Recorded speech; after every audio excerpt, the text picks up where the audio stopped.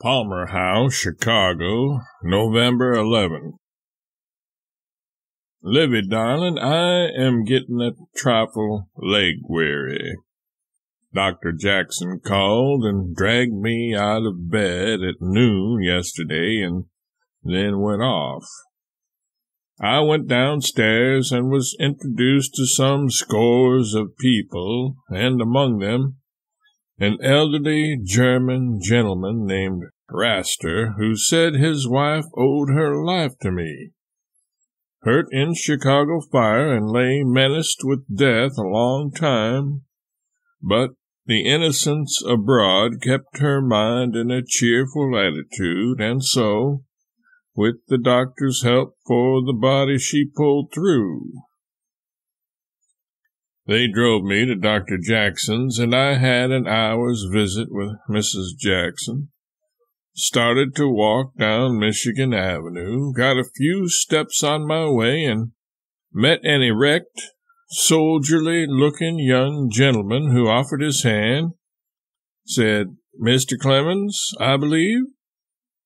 I wish to introduce myself. You were pointed out to me yesterday as I was driving down the street.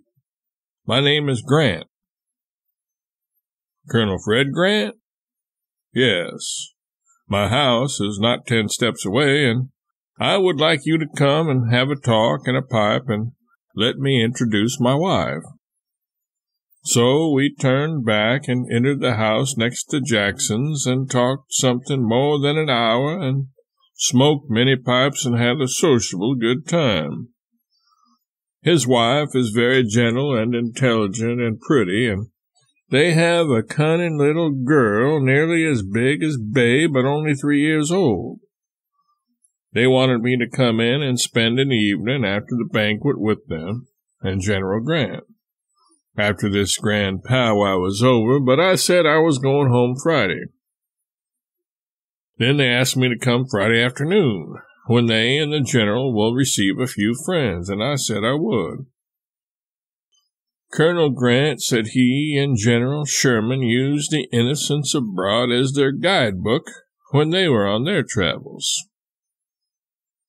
I stepped in next door and took Dr. Jackson to the hotel, and we played billiards from 7 to 11:30 p.m., and then went to a beer mill to meet some 20 Chicago journalists.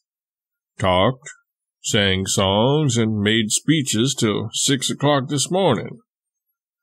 Nobody got in the least degree under the influence, and we had a pleasant time.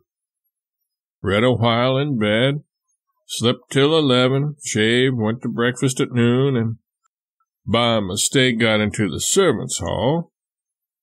I remained there and breakfasted with 20 or 30 male and female servants, though I had a table to myself.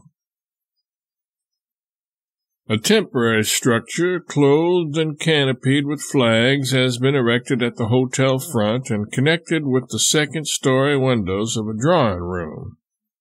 It was for General Grant to stand on and review the procession. 16 persons, besides reporters, had tickets for this place, and the 17th was issued for me. I was there, looking down on the packed and struggling crowd, when General Grant came forward and was saluted by the cheers of the multitude and the waving of ladies' handkerchiefs, for the windows and roofs of all neighboring buildings were massed full of life. General Grant bowed to the people 2 or 3 times, then approached my side of the platform, and the mayor pulled me forward and introduced me. It was dreadfully conspicuous. The general said a word or so. I replied and then said, "But I'll step back, General. I don't want to interrupt your speech." "But I'm not going to make any. Stay where you are. I'll get you to make it for me." General Sherman came on the platform wearing the uniform of a full general, and you should have heard the cheers. General Logan was going to introduce me, but I didn't want any more conspicuousness. When the head of the procession passed, it was grand to see Sheridan in his military cloak and his plumed chapeau, sitting as erect and rigid as a statue on his immense black horse. By far the most martial figure I ever saw. And the crowd roared again. It was chilly, and General Deems lent me his overcoat until night. He came a few minutes ago, 5:45 p.m., and got it, but brought General Willard, who lent me his for the rest of my stay, and will get another for himself when he goes home to dinner. Mine is much too heavy for this warm weather. I have a seat on the stage at Haverly's Theater tonight, where the Army of the Tennessee will receive General Grant, and where General Sherman will make a speech.